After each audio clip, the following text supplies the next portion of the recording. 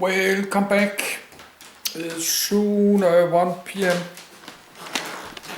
No, it's not. It's 1 p.m. now. Let's read the T-72. All main battle tank from the Soviet Union.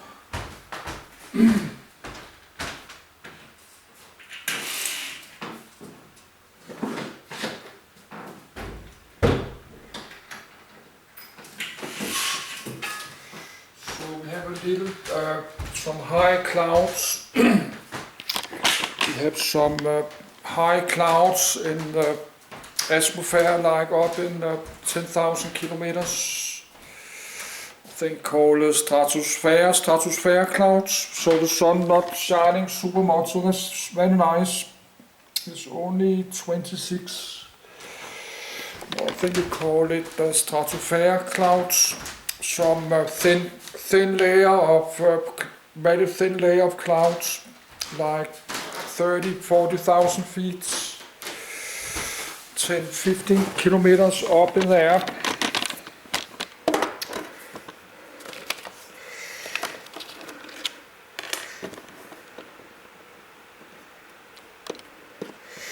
So I've been reading this long time ago, like more than 1 year ago, but now we have this war in Ukraine, and many of these old tanks from the Soviet Union, the T-72 and the 64 and the T-80 is driving around in Ukraine, this big war in Ukraine.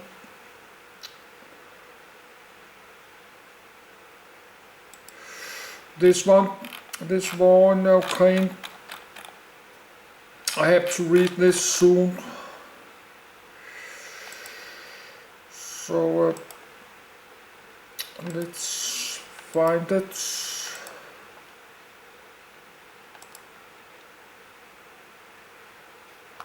T-72. For other uses, see T-72, disambiguation. The T-72 is a family of Soviet main battle tanks that entered production in 1971. The T-72 was a development based on the T-64 using thought and design of the previous Object 167M.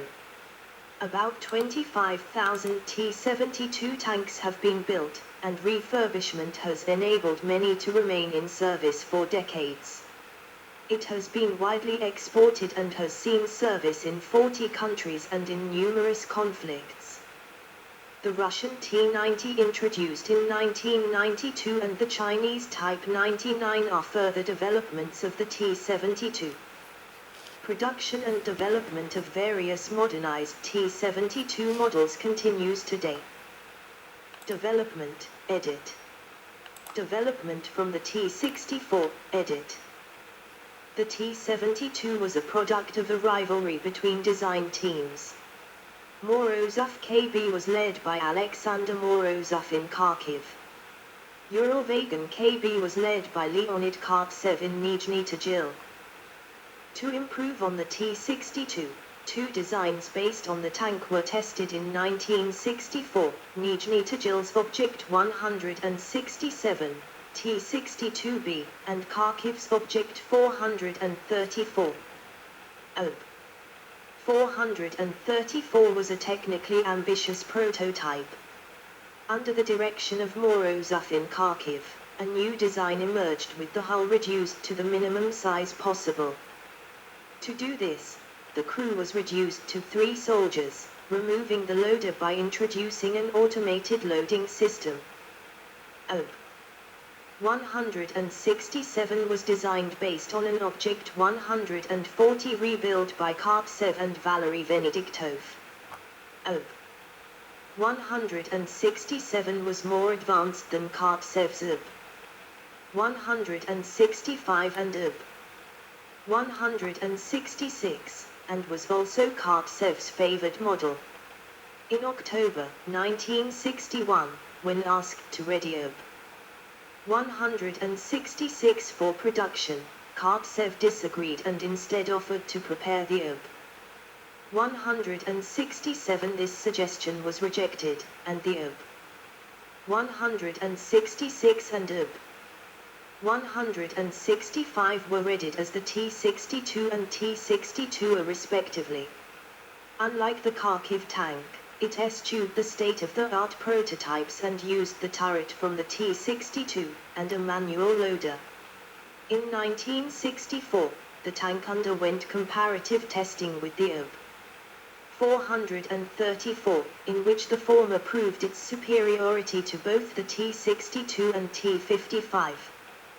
OB 167 was favored by Ural-Vagonzavod director Ivo Kunev and Soviet Premier Nikita Khrushchev, who believed the tank was more affordable.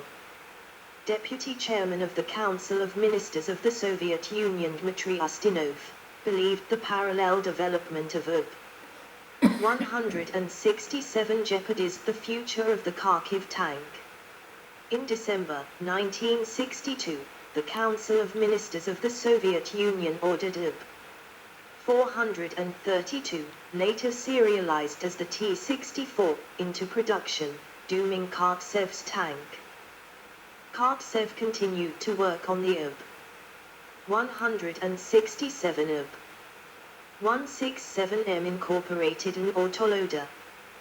This model too was rejected in May 1964.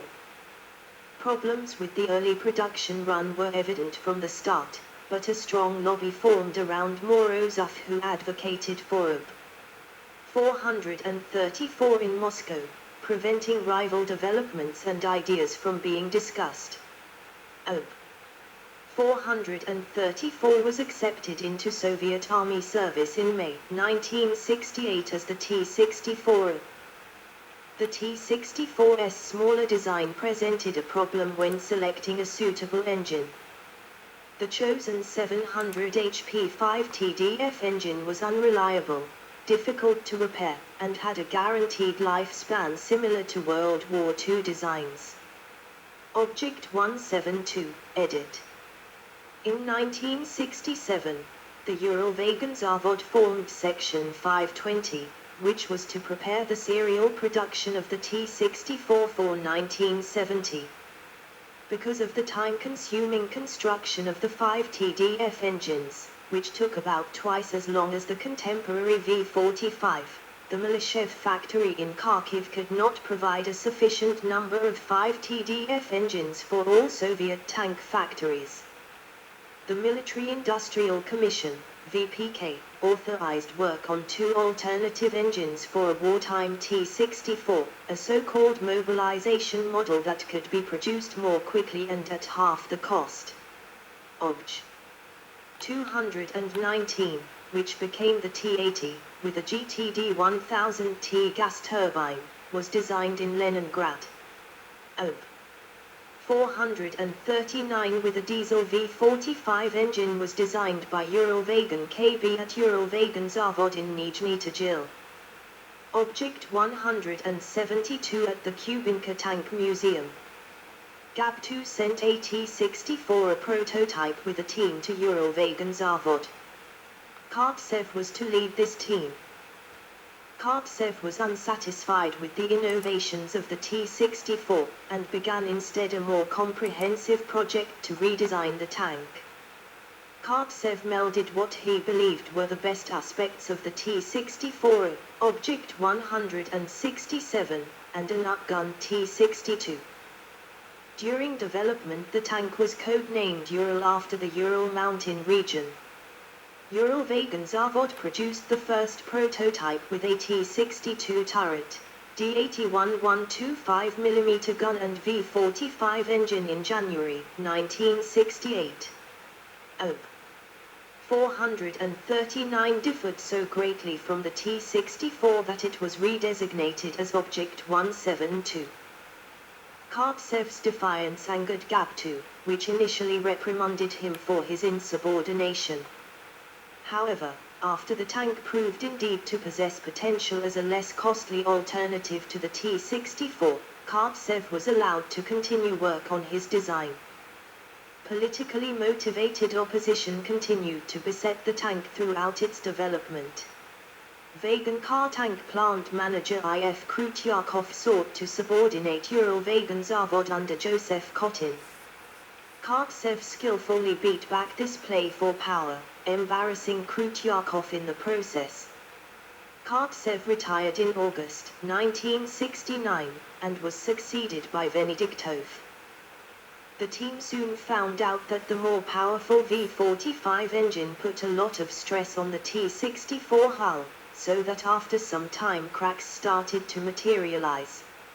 A more stable solution was sought. Finally, an idea from 1960 was used, when a modification of the T-62 had been discussed. In 1961, two prototypes of Object 167 had been built by Eurowagon Zavod to test a stronger hull and running gear combination for that tank. Under influence from Kharkiv, the idea had been turned down by Moscow. But this construction, with its big, rubber-coated rotor wheels, now formed the basis for the mobilization model of the T-64. Additional changes were made to the automatic loading system, which also was taken from an earlier project, originally intended for a T-62 upgrade. The 125 mm ammunition, consisting of a separate projectile and a propellant charge, was now stored horizontally on two levels, not vertically on one level as in the T-64. It was said to be more reliable than the T-64 autoloader. In 1964, two 125 mm guns of the D-81 type had been used to evaluate their installation into the T-62, so the Ural plant was ready to adopt the 125 mm caliber for the T-64 as well. Venediktov's team later replaced the T-64 style suspension with the Obj 167S suspension. The tank was trialled in Kubinka in 1968, and Central Asia in 1969.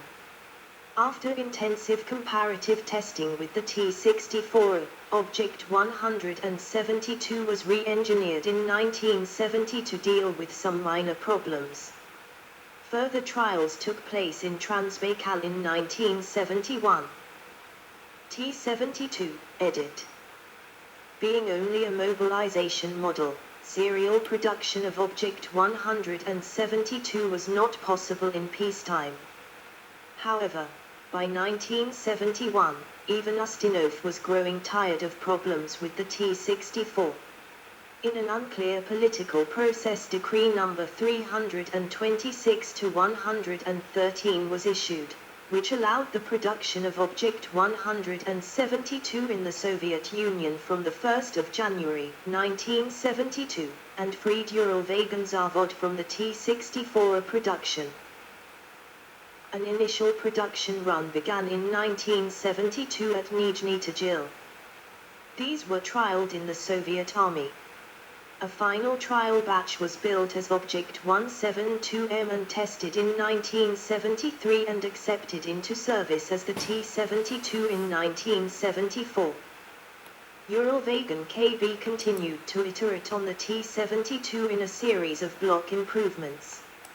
Obj 174 introduced ceramic forward/steel laminate turret armor. The coincidence rangefinder was replaced with a laser rangefinder. Obj 174 was designated as the T-72 when it entered production in 1978. Turret armor was greatly improved with Obj 174M. A more powerful V-84 engine was introduced to offset the increased weight. Obj 174M entered service in 1985 as the T-72B. At least some technical documentation on the T-72 is known to have been passed to the CIA by the Polish Colonel Ryszard Kuklinski between 1971 and 1982. Production history, edit.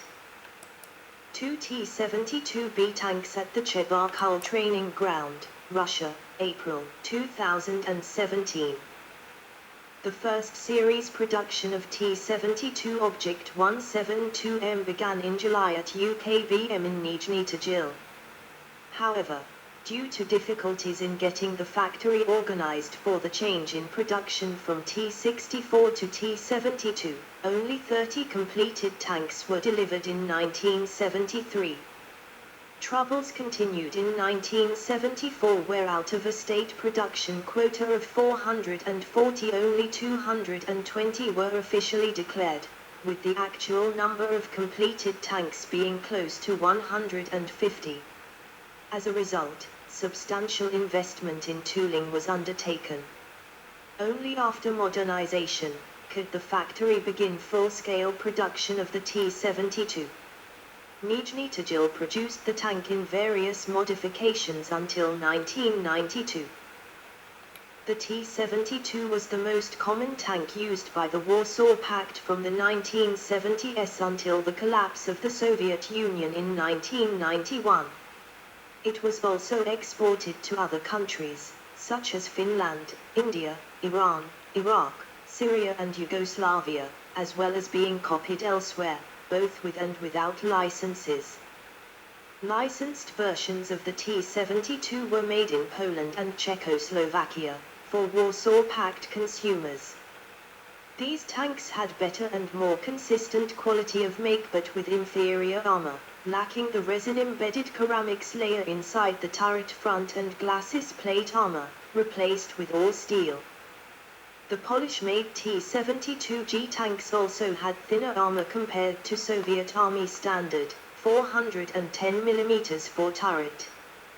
Before 1990, Soviet-made T-72 export versions were similarly downgraded for non-Warsaw Pact customers, mostly the Arab countries. Many parts and tools are not interchangeable between the Soviet, Polish and Czechoslovakian versions, which caused logistics problems. Yugoslavia developed the T-72 into the more advanced M84, and sold hundreds of them around the world during the 1980s. The Iraqis called their T-72 copies the Lion of Babylon, Asad Babil. These Iraqi tanks were assembled from kits sold to them by the Soviet Union as a means of evading the UN-imposed weapons embargo. More modern derivatives include the Polish PT-91 Twody. Several countries, including Russia and Ukraine, also offer modernization packages for older T-72s. Various versions of the T-72 have been in production for decades, and the specifications for its armor have changed considerably.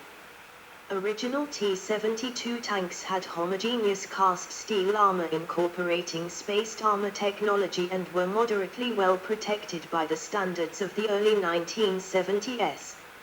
In 1979, the Soviets began building T-72 modification with composite armor similar to the T-64 composite armor, in the front of the turret and the front of the hull. Late in the 1980s, T-72 tanks in Soviet inventory, and many of those elsewhere in the world as well, were fitted with reactive armor tiles. TPDK-1 laser rangefinder system have appeared in T-72 tanks since 1974. Earlier examples were equipped with parallax optical rangefinders, which could not be used for distances under 1,000 meters, 1,100 yard. Some export versions of the T-72 lacked the laser rangefinder until 1985, or sometimes only the squadron and platoon commander tanks, version K, received them. After 1985, all newly made T-72s came with reactive armor as standard. The more powerful 840 bhp, 630 kilowatts, V-84 engine and an upgraded design main gun, which can fire guided anti-tank missiles from the barrel. With these developments, the T-72 eventually became almost as powerful as the more expensive T-80 tank, but few of these late variants reached the economically ailing Warsaw Pact allies and foreign customers before the Soviet bloc fell apart in 1990. In the 1990s, some reserve T-72B were given a minor upgrade of an uprated engine and better gun stabilization to become the T-72BA. While not a popular upgrade, it solved a temporary supply shortage. Since 2000, export vehicles have been offered with thermal imaging night vision gear of French manufacture as well, though it may be more likely that they might simply use the locally manufactured Buran-Catherine system, which incorporates a French thermal imager. Depleted uranium armor-piercing ammunition for the 125mm, 4.9 in gun has been manufactured in Russia in the form of the BM-32 projectile since around 1978, though it has never been deployed, and has less penetration than the later tungsten BM-42 and the newer BM-42M. In 2010, Russia started an upgrade using the enormous stocks of T-72Bs held in reserve. The rebuild tank is called T-72B3, Object 184M3. In 2018, the Third Central Research Institute in Moscow had tested a proof-of-concept demonstration for robotic tank mobility, and was planning to further develop it based on the T-72B3 and other platforms. In 2022, Ukrainian intelligence sources claimed that the upgrade of the Russian T-72 fleet has slowed during the invasion of Ukraine, while production of the more modern T-90S and T-14 Armatas has slowed down because of the international sanctions affecting the Russian military industry. However, more tanks of T-72 and T-90 types were ordered in August 2022. A new batch of T-72B3M tanks was reportedly delivered in late 2022. Models, edit. Main article, T-72 operators and variants.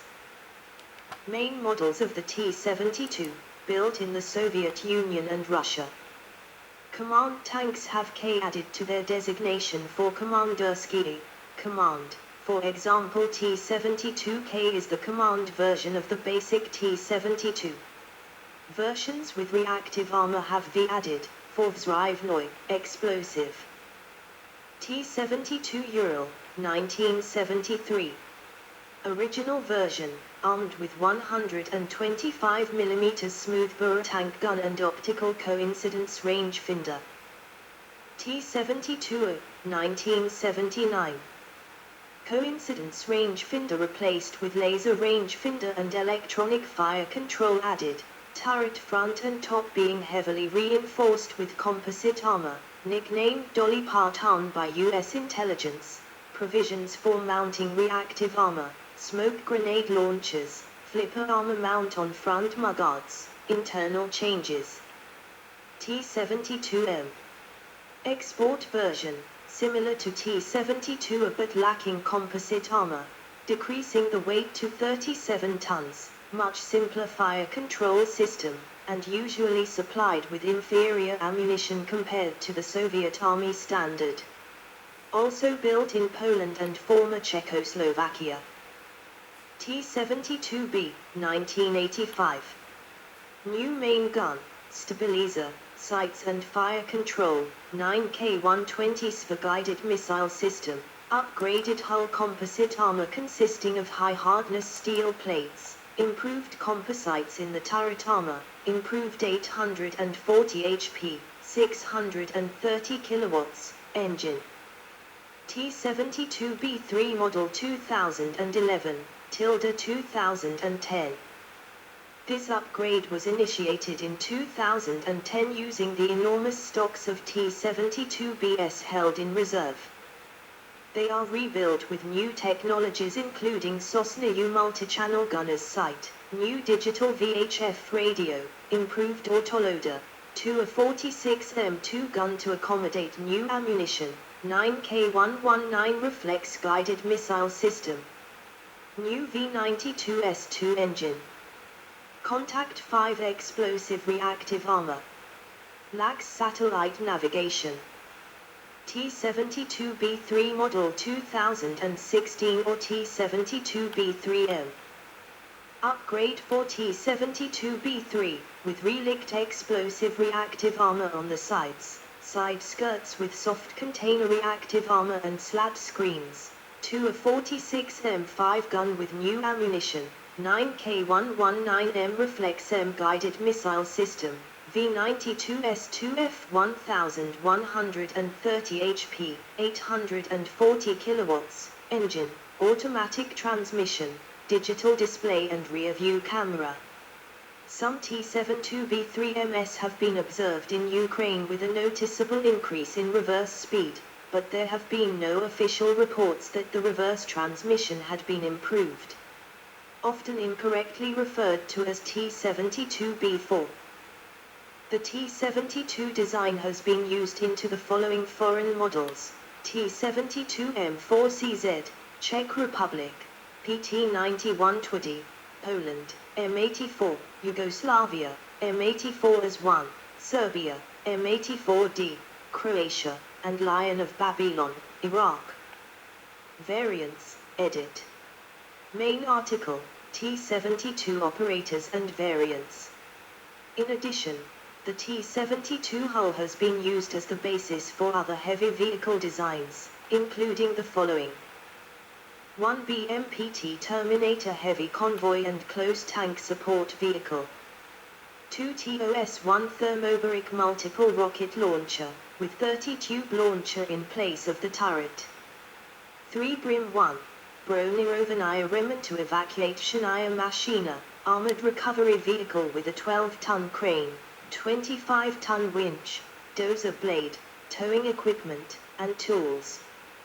4 IMR-2, Inženjerная Machina Razgrashtenija, Combat Engineering Vehicle with an 11-ton telescoping crane and pincers, configurable dozer blade forward/plow, and mine clearing system.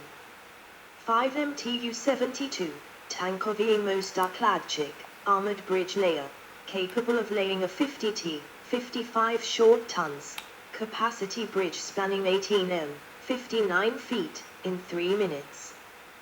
6 BMR-3 Vepa, Bronirovanaya Machina Razminirovanaja, mine clearing vehicle. Design characteristics, edit.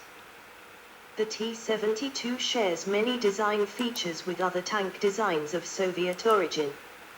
Some of these are viewed as deficiencies in a straight comparison to NATO tanks, but most are a product of the way these tanks were envisioned to be employed, based on the Soviets' practical experiences in World War II. Weight, edit. The T-72 is extremely lightweight, at 41 tons, and very small compared to Western main battle tanks.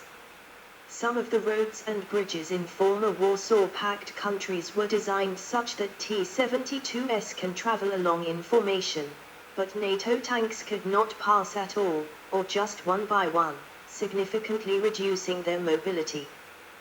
The basic T-72 is relatively underpowered, with a 780 HP, 580 kilowatts, supercharged version of the basic 500 HP, 370 kilowatts, V12 diesel engine originally designed for the World War II era T-34. The 0.58 m, 1 foot 11 in, wide tracks run on large diameter road wheels, which allows for easy identification of the T-72 and descendants. The T-64 family has relatively small road wheels. The T-72 is designed to cross rivers up to 5 m, 16.4 feet, deep submerged using a small diameter snorkel assembled on site. The crew is individually supplied with simple rebreather chest pack apparatuses for emergency situations. If the engine stops underwater, it must be restarted within 6 seconds, or the T-72's engine compartment becomes flooded due to pressure loss. The snorkeling procedure is considered dangerous, but is important for maintaining operational mobility. Nuclear, biological, and chemical protection, edit. Memorial of a T-72 with era. The tank was advancing on Azerbaijani positions in Ascaran when it hit a mine and its Armenian crew was killed in the resulting explosion. The tank was restored after the war. The T-72 has a nuclear, biological, and chemical, NBC, protection system. The inside of both hull and turret is lined with a synthetic fabric made of boron compound, meant to reduce the penetrating radiation from neutron bomb explosions. The crew is supplied clean air via an air filter